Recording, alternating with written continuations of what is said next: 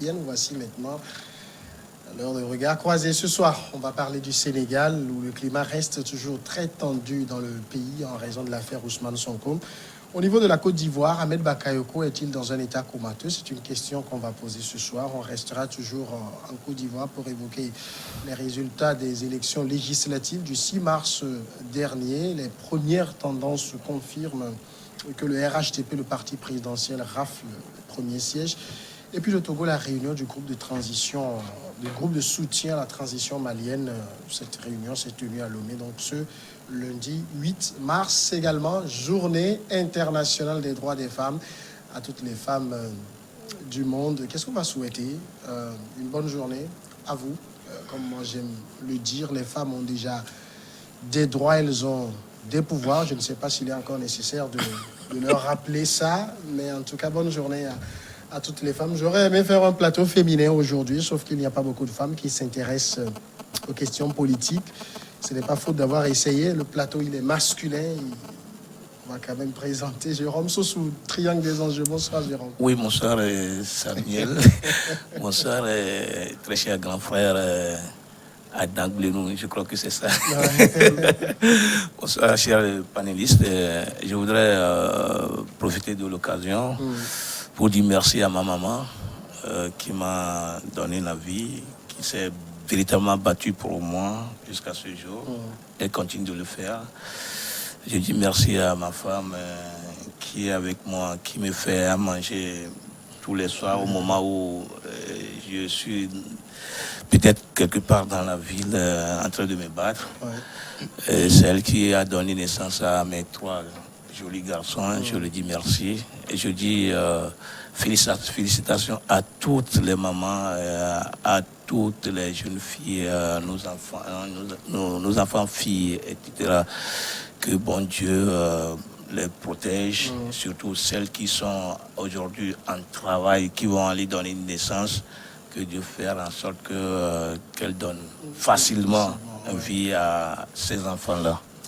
J'avoue que la période de grossesse pour les femmes, je ne sais pas pour ce qu'il est des autres hommes, mais moi personnellement, c'est la période que je déteste le plus parce que je ne sais pas qui de la femme ou de l'homme angoisse le plus. Dans mon cas, j'angoisse terriblement. Oui, ben moi, de mon côté, ça m'attriste toujours. Oui. Je suis toujours triste parce que une sage-femme m'a fait vivre l'expérience. Ça a été vraiment pitoyable. Je cherchais de l'argent parce que la femme est déjà à l'hôpital, elle a de faire le travail. Et puis bon, je suis arrivé, la sage-femme me demande de venir voir. Moi, je pensais que ma femme est assise quelque part. Je suis arrivé, je l'ai vue toute nue sur le plateau. J'ai couru. Et depuis ce jour-là, je me dis que franchement, la femme, elle est quelque chose. Elle est quelque chose qu'il faut protéger. Même si parfois elles sont capricieuses, elles dérangent. C'est partie de la nature. Ça fait vraiment pitoyable. Il faut qu'on prie pour eux, surtout quand la femme est prête à donner naissance à un enfant. Que Dieu assiste donc toutes les femmes dans ces moments. Fioklou Messan Adam Blenou, directeur de publication de l'Enquêteur, le doyen sur le plateau. Bonsoir, Messan Fioklou. Bonsoir, Samuel. Bonsoir à mes jeunes frères. Bonsoir aux téléspectatrices, aux téléspectateurs. Ce jour, 8 mars 2021, qui coïncide avec le 44e anniversaire de la Journée internationale des droits de la femme. Je profite de cette occasion pour leur adresser mes vives félicitations et je pense que nos mères, nos sœurs, nos petites sœurs sont toujours reines et nous venons d'elles. Et on leur doit cette reconnaissance. Bonne fête, bonne journée à elles.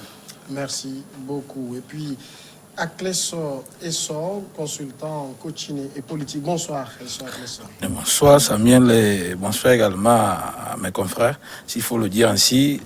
Moi, je dirais seulement bonne fête à toutes les femmes. Et surtout celles qui sont concernées, étant donné que Samuel l'a dit, les femmes ont déjà beaucoup de pouvoir, elles dominent même. Donc, je pense que ce n'est qu'un rappel qu'on fait. Sinon, surtout au Togo, en Afrique, si vous allez dans nos comités réellement, il n'y a que les femmes qui dirigent la famille. En tout cas, c'est tout un honneur d'avoir une femme. On est tous issus d'une mère, d'avoir une femme. Et donc, comme on le dit, il faut respecter les femmes. Aux hommes qui battent leurs femmes, c'est la plus grande lâcheté de l'univers. Oui, tout à fait. Et moi, je me dis que c'est l'homme qui est trop faible, qui est en position de faiblesse, qui porte la main sur sa femme. Sinon, en réalité, je ne sais pas ce que la femme, moi, personnellement, va me faire jusqu'à ce que je porte la main sur elle. C'est vrai, on le reconnaît, la femme, bien naturellement, est capricieuse. Elle est capricieuse, surtout que quand elle s'énerve par rapport à un petit truc là, il faut s'attendre à tout. Donc le plus important pour moi, c'est de la quitter, d'aller rester quelque part, peut-être devant une bouteille de bière. Je crois que tu vas régler le problème. Mais non. Si elle est encore à la maison, tu attends un peu tard, tu reviens, tu te couches et d'ici le lendemain, le problème passe. Et porter la main. Il y a des hommes qui le font, qui battent leur femme jusqu'à la mort. Oui. Et c'est vraiment lâche. C'est vraiment lâche. Il faudrait que nous, les hommes, nous prenions conscience d'abord par rapport à la force. On est plus costaud, on est plus... franchement, il faudrait qu'on cesse de faire ce genre de trucs. C'est pas bien du tout. D'accord. Merci. On va commencer donc avec notre premier sujet. Nous parlons ce soir du Sénégal. Du Sénégal où c'est une affaire de femmes également ici. Le climat est très tendu dans le pays. Secoué depuis mercredi par des manifestations qui ont fait au moins 5 morts confirmés. Et donc, avec le décès d'un jeune homme dans la région de Kolda, c'était samedi. Ces morts ont été confirmés par la gendarmerie. Des troubles qui font suite à l'arrestation de l'opposant Ousmane Sonko pour trouble à l'ordre public. L'opposant est accusé de viol dans une affaire de première procédure. Une coalition des partis et mouvements de la société civile a lancé un nouvel appel à manifester pour aujourd'hui. Mais sans faire coup, cette affaire, qu'est-ce qu'il faut en dire? Parce que quand on regarde dans le fond, on a l'impression, moi j'ai passé le temps hier à lire un peu le procès verbal dressé par la gendarmerie, ça faisait 42 pages, mais il y avait beaucoup de contre-vérités, il y avait beaucoup de zones d'ombre. Est-ce qu'on doit voir simplement une affaire de justice, laissons la justice faire son travail? Non, même le gendarme qui a fait le PV a démissionné. Oui. Et moi, je pense que c'est une affaire politique. Parce qu'il n'est pas le premier à qui on a enlevé l'immunité parlementaire. Oui. Il est presque le 10e. Et le pouvoir de Dakar joue sur cet aspect. Parce que les Sénégalais n'ont connu que des déchéances parlementaires qu'à partir du pouvoir de Macky Sall. Je pense qu'il y en a eu sous Abdou Diouf, il y en a eu un. Sous Abdoulaye Wade, il y en a eu 2, oui. Mais sous lui, c'est le record. Celui, c'est le record. C'est ça qui a énervé les Sénégalais. Et surtout avec la situation de Covid, on peut dire qu'il est le seul à pouvoir dire non à certaines choses à l'Assemblée nationale. Et le pouvoir ne le voit pas d'un bon oeil. Et c'est pourquoi on lui a collé le problème de viol. Et la population, la jeunesse sénégalaise a compris que si elle ne descend pas, ou bien si elle ne manifeste pas, ça va continuer. Et ce qui est important à relever ici, c'est que toutes les régions ont connu cette manifestation. Ce qui veut dire que la population s'en prend directement au président Macky Sall pour sa gestion des affaires. Il y a même un grand imam qui lui a lancé un appel de revoir l'interpellation de M. Zonko, mais jusqu'à ce jour, rien n'est fait. Puisque ce matin, il a été présenté au tribunal. Et malgré ça, il y a toujours les manifs, il y a eu les renforts sécuritaires avec les éléments de l'armée, mais ce qui a été cassé, ce qui a été fait est très horrible. Puisque le président même est sorti pour aller sur le terrain et constater les dommages causés aux magasins et aux autres choses. C'est une première au Sénégal, en ce sens que ce pays est le seul en Afrique de l'Ouest à ne pas connaître de coup d'État. Et avec la gérance pareille, si les Sénégalais disent non, avec violence comme ça, c'est pour dire au président Macky Sall de revoir sa politique intérieure. par rapport aux opposants. En fait, que les gens me pardonnent, mais je suis content que cela soit arrivé au Sénégal, parce qu'entre-temps, on nous brandissait le Sénégal comme un bon élève de la démocratie, et même quand on disait aux gens, c'est le même Macky Sall qu'on nous brandit, patati, patata, mais c'est que le personnage, même depuis l'histoire avec Karim Wade, moi j'ai vu que c'est quelqu'un qui est perplexe. Donc, les Sénégalais, les Ivoiriens, souvent se voient comme la suite de la France. Ils ne règlent pas les choses comme il faut le faire, mais le moyen de faire, c'est cela. Et en plus de ça, je ne pense pas que nos chefs d'État, je ne sais pas quelle fièvre ils ont.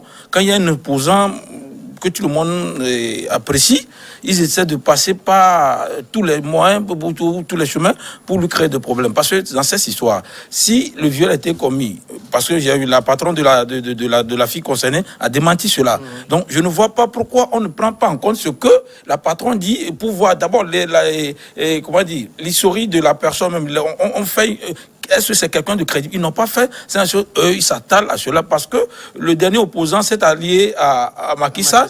Et je pense que c'est celui-là qui arrive à le vitupérer. Et puis, il trouve ça, que ces invectives le dérangent. Et même en démocratie, on peut aller autrement que ce qu'ils sont en train de faire. Et comme mon frère le dit, il ne peut pas jouer à cette hypocrisie en disant qu'il s'étonne de ce qu'il a vu comme les dégâts. Quand tu lances un problème, quand tu lances quelque chose, il faut plutôt calculer les conséquences avant de le faire. Et je pense qu'on veut affaiblir son corps par rapport aux prochaines séances électorales parce qu'il est crédibilisé plus que n'importe qui comme opposant maintenant. Donc c'est ça on veut affaiblir.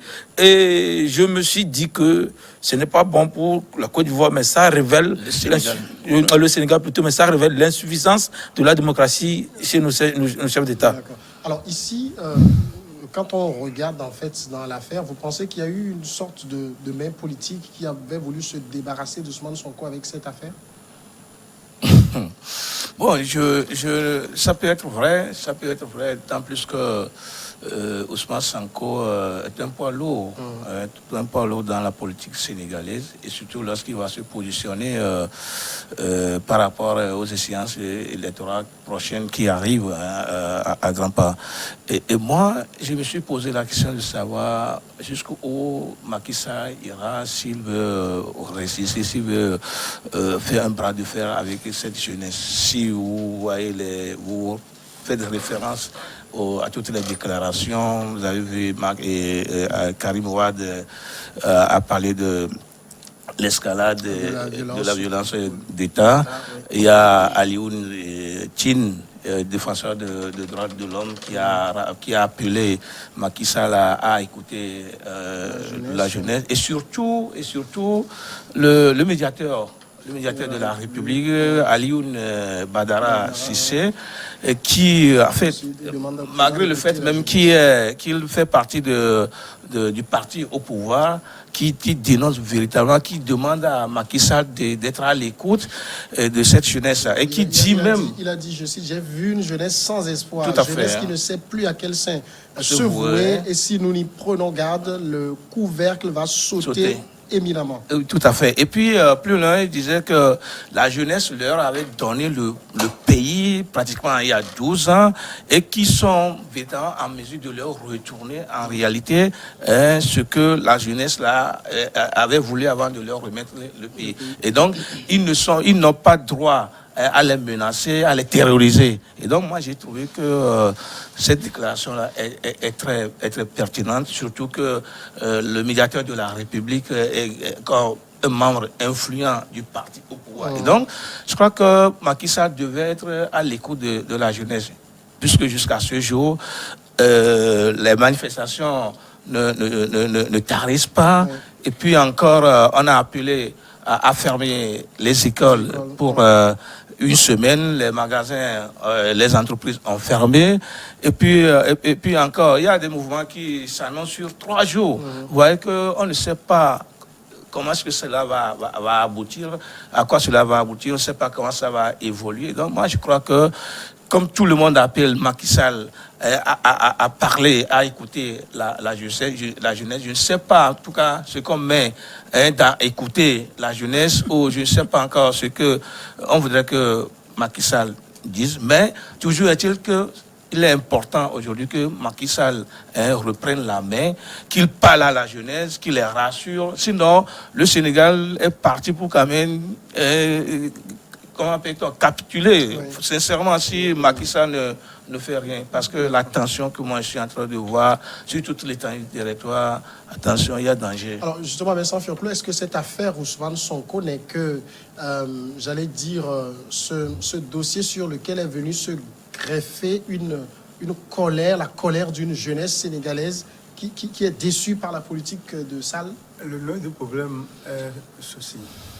Le monsieur était en train d'aller au tribunal. On a arrêté son cortège et on l'a interpellé, ce qui n'est pas normal. Et c'est ça qui a fait mal à la jeunesse. Parce que la jeunesse a foi en lui et en lui seul. Oui, mais ça veut dire que cette jeunesse est déçue par Macky Sall. Tout à fait. Tout à fait. Et c'est ce que a écouté certains Sénégalais qu'on a interrogés. Ils ont dit la jeunesse est au chômage. Elle n'a plus d'issue. Et avec le Covid, tout est mort. Tout à fait. Donc, au lieu de se consacrer à la résolution de leurs problèmes de chômage, ils se concentrent sur un homme politique qui est intègre. Et c'est là où le bas blesse.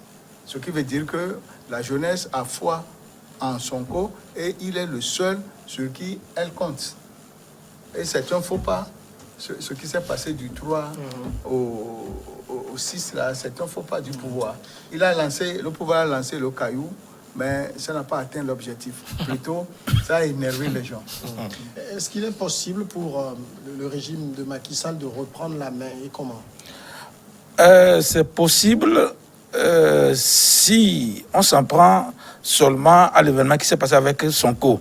Mais moi, je pense que c'est un mécontentement qui gangrénait depuis qu'on a essayé de manifester. Parce que lors du refus à Kamil Wade de participer aux élections, il y a eu des gens il y a eu des grondements, il y a des gens qui ont grondé et ça a voulu susciter des choses, sauf qu'il avait maîtrisé. Mais sur plusieurs dossiers, Macky Sall a énervé les Sénégalais. Maintenant, ils peuvent avoir la même mise sur ce problème en laissant seulement Macky Sall et Ousmane Sonko en le libérant uniquement. Parce que, comme on le dit, si quelqu'un même se rendait à la justice, je pense que c'est parce que c'est à la justice qu'on allait déterminer les fautifs ou pas. Maintenant, quand lui, la gendarmerie n'avait pas le droit de l'interpeller encore, et on l'a même humilié en essayant de le faire. Parce que ce n'est pas n'importe qui, c'est un personnage politique. Il faudrait au moins du respect pour la personne. Donc, on a voulu ternir son image et la manière dont on l'a fait, ça fait que les jeunes aussi ont voulu profiter de cette histoire pour régler leur compte. Ce n'est pas forcément parce qu'ils aiment au Sonko. Mais vous voyez, quand je suis frustré, et on fait le marché nous aussi, vous voyez, ceux qui pillent les boutiques qu'on soit là, ce ne sont pas forcément les gens qui sont dans la marche, mais ce sont les gens qui profitent pour gagner leur pain. Donc, si Macky Sall veut qu'il revienne à cette décision, en fait, c'est le premier magistrat du pays, il pouvait dire que dans ça qu'on a qu'à le libérer sans tout ce qu'ils sont en train de faire là, le peuple peut être apaisé. Même si c'est le cas, je pense que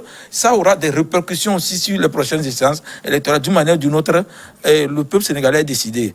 S'il veut que cela se fasse dans l'apaisement, mais s'il veut coincer ou bien corser les choses, je pense que le Sénégal, comme Fioclo l'a dit, va s'enliser dans quelque chose dont l'issue n'est pas forcément heureuse.